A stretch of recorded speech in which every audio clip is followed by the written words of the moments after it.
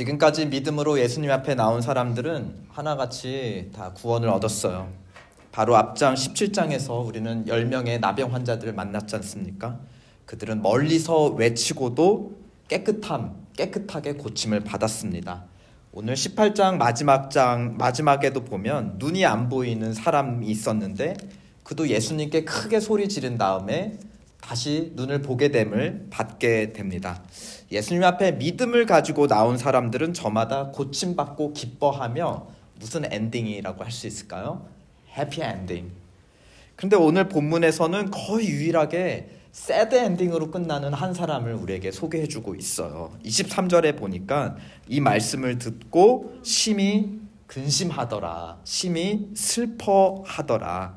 다른 복음서의 기록에 의하면 그렇게 슬퍼하면서 어떻게 했다고 기록되었냐면 예수님을 따르지 않고 떠나갔다 하였습니다. 해피엔딩과 새드엔딩, 그 차이는 무엇일까요? 그 사람이 슬퍼했다 앞에 단서를 밝히고 있습니다. 그 사람이 누구였기 때문이라고요? 큰 부자였기 때문에. 다른 말로 하면 해피엔딩으로 끝난 사람들은 가진 게 없는 사람들, 그래서 예수님밖에 없었던 사람들, 절박하게 예수님을 붙잡고 부르짖을 수밖에 없는 사람들. 반면에 이 부자는 예수님 외에도 다르게 의지할 게 있는 사람이었다는 뜻입니다. 이 부자에 대한 첫 소개는 18절에 나와 있는데요. 어떤 관리라고 하고 있습니다. 아까 다니엘 목사님 통해서 어떤 congressman 같은 정치가였다는 건데요. 이 사람은 재력도 있고, 그렇죠? 23절에 부자였다니까 재력도 있고, 18절에 가장 먼저 소개하는 거는 뭐가 있는 거예요? 권력도 있는 사람입니다. 게다가 오늘 본문에 이 사람에 대한 예수님의 이야기를 보니까 혈통도 좋아요. 21절에 보니까 어려서부터 나는 하나님의 계명을 다 지켜왔습니다. 그러니까 적어도 이 사람은 아브라함의 자손, 유대인 중에 유대인, 혈통, 집안 배경도 좋고 또 다 교육을 잘 받고 다 지키는 뭐도 좋은 거예요. 교육 배경도 좋고, 와, 재력에, 권력에, 혈통에, 그리고 교육 배경에, 와우, 이 사람 진짜 가진 게 너무 많은 사람이에요. 그래서 그런지 가진 게 많은 사람다운 모습을 예수님에게 던지는 첫 질문에서도 태도가 드러납니다. 18절에 보면 선한 선생이여 내가 무엇을 하여야 영생을 얻으리까. 앞서 다른 사람들은 저를 그냥 불쌍히만 여겨주소서 저는 아무것도 할 수 있는 게 없습니다 하는데 이 사람은 지금 뭘 물어보는 거야? 제가 뭘 해야 하면 됩니까? 가르쳐 주시면 뭐 할 수 있다는 태도야. 나 할 수 있다 라는 태도입니다. 그러자 예수님은 19절에 먼저 왜 나를 선하다 하느냐, 하나님 한 분 외에는 선한 이가 없다고 가르치십니다. 이 대답이야말로 오늘 본문을 여는 진짜 중요한 열쇠인데요. 왜 그런지 마지막에 우리는 비로소 이해할 수 있을 것입니다. 이 말씀을 마음에 담아두고 계속해서 예수님과 이 부자 관리의 대화를 살펴보겠습니다. 그러면서 예수님은 20절에 부자 관리가 가장 자신 있는 것, 이 사람이 가장 자신 있는 것에서부터 가르침을 시작하세요. 그것은 구약시대 하나님의 백성들이 지켜왔던 모세의 율법입니다. 하나님을 기쁘시게 하는 백성의 도리들. 구약 성경에 이게 한 613가지가 율법이 기록되어 있다고 하는데 이것을 다 요약하면 몇 가지로 요약할 수 있죠? 10가지 계명으로 요약할 수 있습니다. 이 10가지를 더 2가지로 요약할 수 있다면 뭘까요? 하나님 사랑과 이웃 사랑입니다. 그 중에서 예수님은 이웃 사랑하는 법 5가지를 대표로 언급하고 계세요. 너가 10계명을 잘 지키냐? 이웃 사랑을 잘 지켜야 할 텐데 라고 이제 운을 띄우니까 이 사람이 그거 내가 지금까지 제일 잘해온 거, 내가 사람들 앞에 제일 자신 있게 나를 드러낼 수 있는 거, 내 신앙심 뭡니까? 21절에 대답하죠. 그건 내가 어려서부터 다 지켰어요. 그러면서 무슨 뜻이에요? 저는 이미 그건 충분하고 그 다음 뭐예요? 뭐 말만 하세요. 내가 지킬 테니까. 이런 뜻입니다. 그러자 예수님이 아주 힘든 도전을 주시는데요. 그렇다면 너에게 아직 한 가지 부족한 게 있다. 내게 있는 것을 다 팔아 가난한 자들에게 나눠주라. 그리고 와서 나를 따르라 라고 요구하십니다. 사실 십계명은 최소한의 하나님 사랑과 최소한의 이웃 사랑이에요. 그런데 예수님은 그 최소 대신 무엇을 요구하고 계시는 거예요? 그 정도 이웃 사랑하는 거 말고 너의 모든 것을 다 팔아. 가까운 가족만이 아니라 가난한 사람, 특별히 뭐 외국인, 이방인들에게까지도 이웃 사랑을 해야 된다. 예수님은 십계명을 최대한으로 요구하고 계시는 것입니다. 이웃을 향한 최대의 사랑을 요구하셨다면 하나님을 향한 사랑도 어떻게 요구하실까요? 최대한 요구하고 계시는데 그게 어디에 적혀 있습니까? 22절 마지막에 나를 따라라. 예수님을 따르는 것이 하나님을 향한 최고의 사랑, 하나님을 최고로 기쁘시게 하는 길이다라고 예수님은 제시하고 계시는 겁니다. 그 말 앞에 이 부자 관리는 24절 그 사람이 큰 부자이므로 이 말씀을 듣고 심히 근심하며 예수님을 따르지 않더라. 어려서부터 이웃사랑의 계명을 지켜왔던 이 사람에게 부족했던 한 가지가 있다면 정작 가장 중요한 한 가지인데 그것은 예수님을 따라서 하나님을 끝까지 순종하며 죽기까지 사랑하는 것이었습니다. 자기에게 허락된 바운더리만큼 사랑을 받을 만한 이웃들은 지금까지 다 사랑을 해왔는데 정작 그 명령을 주신 하나님을 사랑하는 것에 있어서는 거부하고 따르지 않았다라는 겁니다. 예수님 따르는 대신 돈을 따라갔어요. 하나님을 사랑하는 대신 무엇을 사랑했다는 의미입니까? 돈을 사랑했다라는 의미예요. 하나님보다 사랑하는 게 사람마다 다를 수 있어요. 이 부자 청년에게는 그것이 돈이었다면 베드로 같은 사람에게는 돈은 없지만 다른 무언가였던 것 같아요. 그것은 아마 가족이었던 것 같습니다. 28절에 등을 돌리고 떠나는 그 부자 관리를 보면서 베드로가 예수님에게 외쳐요. 우리는 예수님 보세요. 저 사람과 다르게 우리는 우리의 걸 다 버리고 지금 예수님을 따르고 있어요. 지금 베드로 나름 자부심을 갖고 얘기를 하고 있는 건데요. 그러자 예수님은 베드로가 버린 가장 소중한 것이 무엇인지 29절에 예수님께서 직접 이렇게 말씀을 하시는 것 같습니다. 하나님의 나라를 위하여 무엇을 버린 자? 집이나 아내나 형제나 부모나 자녀를 버리고 누구를 따라 하나님을 사랑하는 자? 예수님을 따라 사랑하는 자. 그 사람이 지금 누구였다는 거예요? 베드로와 그 어부들, 배와 그물을 버리고 아버지, 자녀를 버리고 지금 예수님을 따라 제자의 삶을 살고 있다라는 것입니다. 이 부자 관리에게 가장 소중한 것은 뭐 돈일 수도 있고 이 베드로에게는 베드로가 버린 가장 소중한 것은 바로 가족과 친척이었던 것이죠. 예수님을 따라 하나님 사랑과 이웃 사랑하는 길을 선택할 때 이것마저까지 나는 버려야 하는가? 마지막까지 내가 붙들고 고민하는 게 저마다 있다라는 것이에요.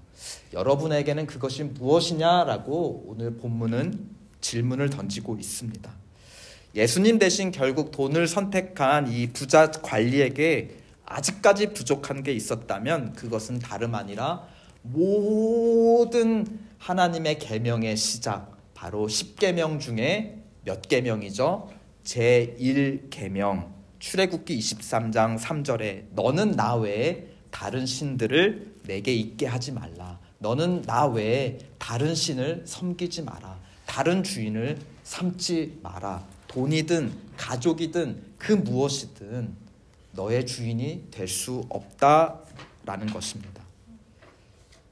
예수님도 인정하세요.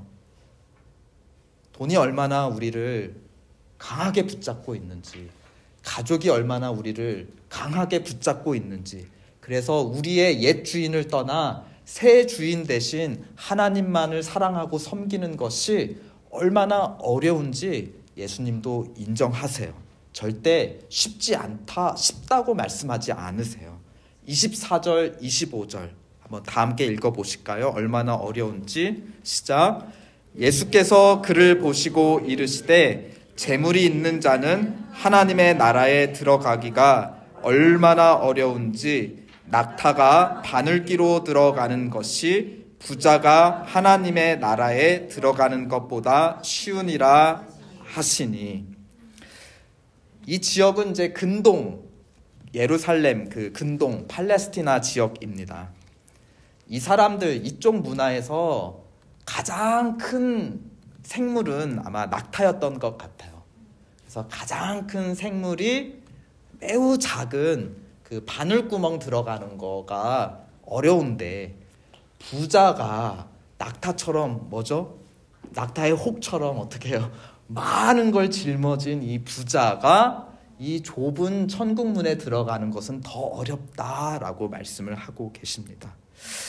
그렇다면 그 사람들에게 요 바늘구멍, 작은 구멍을 통과할 수 있을 만큼 가장 작은 생물은 무엇이었을까요? 그거는 통과할 수 있잖아요. 낙타는 못 통과해도 그거는 통과할 수 있다는 겁니다. 다른 상황에서 예수님은 우선순위를 모르고 헤매는 자들을 두고 마태복음 23장 24절에서 이렇게 흥미로운 가르침을 주세요. 맹인된 인도자여, 네가 음식을 먹을 때 하루살이는 걸러내고 낙타는 집어삼킨다. 이것도 구멍이죠. 너의 작은 목구멍으로 낙타, 정말 들어갈 수 없는 큰 낙타는 삼키면서 가장 작은 하루살이는 걸러낸다 하였습니다. 낙타가 가장 큰 생물을 의미한다면 가장 작은 생물은 뭡니까? 하루살이에요. 마치 낙타 털에 붙어 사는 이 하루살이 같은 거를 의미하는 것 같습니다. 지금 어쩌면 예수님은 낙타와 하루살이를 비교하고 계시는데요. 이 18장을 우리가 이번 주에 읽으면서 느끼셨는지 모르겠지만 계속 두 부류의 사람들을 계속해서 비교하고 있는 것을 알 수 있어요. 11절에 보면 바리새인이 나오는데, 그 사람은 하나님 앞에 자랑할 게 많은 사람입니다. 내가 금식을 몇 번 했고 이웃을 몇 번 도왔고 하면서 하나님 앞에 저 잘했죠 하고 자랑을 합니다. 그런데 13절에 보면은 세금을 걷는 당시에 아주 죄인 중에 대표였던 사람은 하나님 앞에 감히 나오지도 못하고 감히 팔을 들지도 못하고 어떻게 합니까? 가슴을 치며 자기의 죄를 회개하고 있습니다. 또 오늘 본문의 부자 관리는 어떤가요? 자랑할 게 많은 사람이에요. 저 이것도 지키고 저것도 지켰습니다. 그런데 돈 때문에 주님을 따르지 못하는 자였다면, 바로 앞에 15절에서 17절에는 예수님이 누구를 맡고 계세요? 아무것도 가진 것 없는 누구를 받으시죠? 아이들을 맞아주시면서 축복해주고 하나님 나라는 이런 자들의 것이다 라고 축복해주세요. 뭔가 자랑할 게 많은 사람은 천국문에 못 들어가고, 세리나 또 어린아이 같이 뭔가 자랑할 게 적은 자, 그저 불쌍히 여겨주시옵소서라고 하나님 앞에 엎드릴 수밖에 없는 자들이 반대로 하나님 나라에 들어가는 것을 계속 비교와 대조를 통해 우리에게 보여주고 있었어요.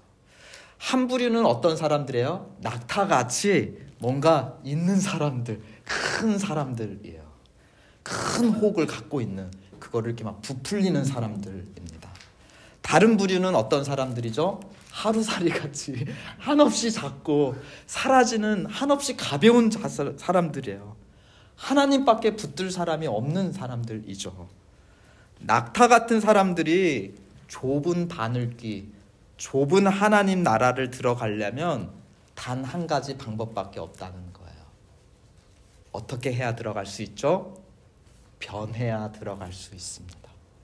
자기 자랑하는 것, 가진 것, 이 낙타같이 혹에 채우고 있는 걸 어떻게 해야 돼요? 버리고 버려서 어느만큼까지 작아져야 한다는 거예요.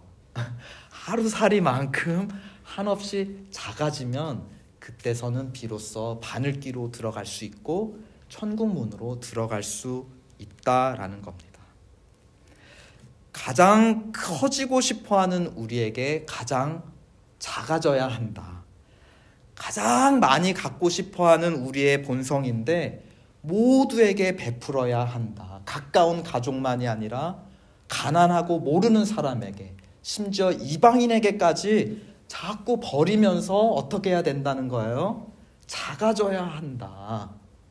그래야 들어갈 수 있다라는 것입니다. 그러자 듣던 사람들이 어떻게 합니까? 일제히 소리를 칩니다. 26절. 그런즉 누가 구원을 얻을 수 있겠습니까? 그러자 예수님께서 대답하시죠. 27절 다 함께 읽어볼까요? 시작. 사람이 할 수 없는 것을 하나님은 하실 수 있느니라. 무릇 사람이 스스로 자기를 비우고 가난케 되고 낮아질 수는 없지만 하나님이면 우리를 그렇게 낙타에서 하루살이 같은 자들로 하나님만을 간절하게 붙잡는 자로 우리를 변화시킨다라는 약속의 말씀입니다. 사람이 할 수 없는 것을 하나님께서 하신 대표적인 사건이 바로 그 문제의 핵심되는 제1계명을 주셨던 사건이에요. 어떤 배경이죠? 출애굽 배경이었어요. 이스라엘 민족은 400년 동안이나 애굽, 이집트 사람들의 노예로 붙잡혀 있었어요. 그들 스스로 빠져나올 수가 없었어요. 400년 동안이나 영원히 갇혀 있을 것만 같았어. 그런데 하나님께서 오직 자기의 권능으로 이스라엘 백성을 붙드는 바로의 손을 밀쳐내고 그들을 건져 나오게 하셨습니다. 마지막으로 홍해 바닷물이 가로막고 있으니까 하나님의 손이 그 바닷물을 갈라내어서 마른 땅으로 이스라엘 백성들을 나오게 하셨습니다. 여러분, 그런데 하나님께서 그 이스라엘 백성에게 오직 나 여호와 하나님만을 사랑하고 너의 유일한 주인으로 섬겨라 하는 제1계명을 언제 주셨어요? 애굽 땅에 있을 때 주셨나요? 이걸 주고 잘 지키는 사람만 골라가지고 홍해를 갈라 데리고 나오셨나요? 아니면 아브라함의 자손 모두를 먼저 데리고 나오신 다음에 하나님의 전적인 권능과 은혜를 먼저 보여주신 그 다음에 나를 사랑할래? 라고 제1계명을 주셨나요? 선율법 후 보상이 아니라 선은혜, 선보상 후 율법이에요. 율법을 지킬 수 있는 능력이 어디서 나온다는 겁니까? 하나님의 은혜를 맛보면 그 하나님을 사랑할 수밖에 없고 의지할 수밖에 없도록 우리의 마음을 변화시킨다는 겁니다. 우리의 낙타같이 다 짊어지려고 하는 우리의 본성을 거슬러 하나님이 기뻐하시는 삶으로 우리의 것들을 이웃들에게 베풀며 또 하나님이 채워주실 것을 믿고 하나님의 전능하심을 믿고 이웃들에게 자기의 것을 다 팔 수 있는 마음으로 변한다는 것입니다. 낙타가 어떻게 하루살이로 변할까요? 크신 하나님 앞에 섰을 때 한없이 자기의 작은 모습을 볼 때 스스로 하나님 앞에 엎드리게 되는 거예요. 그 하나님 앞에 나를 불쌍히 여겨 주시옵소서, 은혜를 주시옵소서 하나님 앞에 간구할 수 있게 되는 것입니다. 그럴 때 비로소 하나님 나라의 바늘구멍, 그 하늘 나라의 좁은 문을 들어갈 수 있는 거예요. 하나님이 기뻐하시는 자녀로 영접을 받는 겁니다. 이것이 사람이 할 수 없는 것을 누가 하신다는 겁니까? 하나님이 하신다. 우리의 마음을 감동시키신다. 은혜로 먼저 우리의 마음을 감동시키신다는 겁니다. 아기가 태어나 처음으로 전적으로 붙들고 의지하고 사랑하는 대상은 누굴까요? 바로 부모님이에요. 부모님. 자기보다 큰 존재, 자기보다 크지만 자기를 전적으로 사랑하는 존재에게 아이는 자꾸 어떻게 하죠? 그 품 안으로 파고 들어갑니다. 작은 자 되기를 즐거워해요, 아이들은. 우리 아이들도 일요일 아침에 조금 우리가 평소에는 학교 가느라고 일찍 일어나 학교를 가지만 주말엔 좀 시간이 있을 때 어떻게 하냐면 일어나면 우리 엄마 아빠 방으로 들어와서 막 이불 속으로 우리 품 속으로 막 두더지다 그러면서 이불을 파고 들어와가지고 막 우리 품에 막 이렇게 안깁니다. 그렇게 하라고 명령해서인가요? 아니죠. 그럴 때 자기에게 가장 기쁨이 있기 때문에 어린 아이가 되는 것이 가장 기쁘기 때문에 자기보다 크면서 전적으로 자기를 사랑하는 부족한 대상, 그 부모에게 자기를 내어 맡기는 것입니다. 10계명에서 하나님을 사랑하라는 계명이 1계명부터 4계명이고 이웃 사랑하는 계명이 딱 시작되는 계명이 5계명이에요. 5계명, 이웃 사랑의 첫 계명인 5계명이 누구에 대한 계명인 줄 아세요? 부모님에 대한 계명이에요. 부모를 어떻게 하라고요? 공경하라. 죄송합니다, 장모님. 이 뻔뻔한 사이가 이렇게 말씀을 제 자신에게 전하고 있습니다. 부모를 공경하라. 그러니까 뭐예요? 이 땅에서 보이지 않는 하나님을 보이게 대표하는 존재가 누구라는 거예요? 부모님, 그 중에서도 아버지라는 겁니다. 그래서 하나님은 자신을 여러 칭호 중에서 누구라고 마지막으로 우리에게 가르쳐 주셨어요. 예수님을 통해. 너희는 이렇게 기도하라. 하늘에 계신 우리 아버지. 진정한 아버지는 자기 모든 것을 내어주셔서 자녀를 사랑합니다. 그것은 바로 십자가의 사랑, 예수 그리스도 독생자를 내어주신 사랑. 로마서 5장 8절, 우리가 아직 죄인 되었을 때 그리스도께서 우리를 위해 죽으심으로 하나님께서 우리에게 대한 자기의 사랑을 확증하셨다. 우리가 십자가 앞에 서도록, 하나님 크신 사랑 앞에 서도록 오늘 본문 31절부터 34절을 보면 예수님께서 무슨 계획을 밝히고 계세요? 예루살렘에 가서 십자가에 달려 죽으시고 3일 만에 부활하실 계획을 말씀하시는 것입니다. 십자가 앞에 설 때 낙타 같은 우리는 하루살이로 변할 수 있습니다. 어른처럼 살려고 하는 우리는 어린아이처럼 하나님 아버지의 품 안에 뛰어들 수 있습니다. 그리고 그때서야 바늘구멍 같은 천국문을 통과해 비로소 제1계명, 나 외에는 다른 신을 너 옆에 두지 말라는 제1계명을 지킬 수 있게 됩니다. 사람이 할 수 없는 것을 하나님은 하고 계시고 이미 여러분 속에 하고 계시는 줄 믿습니다. 우리에게 영생을 주시는 진정한 아버지는 하나님 한 분이십니다. 우리로 기쁘게 굽혀 경배하게 하시는 선한 아버지는 하나님 한 분밖에 없습니다. 그것이 19절에 이 젊고 부자, 청년의 권력 있는 모든 것을 가진 사람에게 예수님이 처음으로 대답하신 그 비밀이에요. 19절 다 함께 읽어보실까요? 오늘 말씀의 열쇠입니다. 19절 시작. 예수께서 이르시되 내가 어찌하여 나를 선하다 일컫느냐. 하나님 한 분 외에는 선한 이가 없느니라. 하나님 한 분 외에는 선한 아버지가 없느니라 라고 예수님은 선포하고 계십니다. 선하신 아버지의 품 안으로 뛰어드는 어린아이들 되시기를 축원드립니다. 하나님 아버지의 선함을 이웃들에게 나누며 낙타에서 하루살이로 변해 가시기를 예수 그리스도의 이름으로 축원드립니다. 아멘.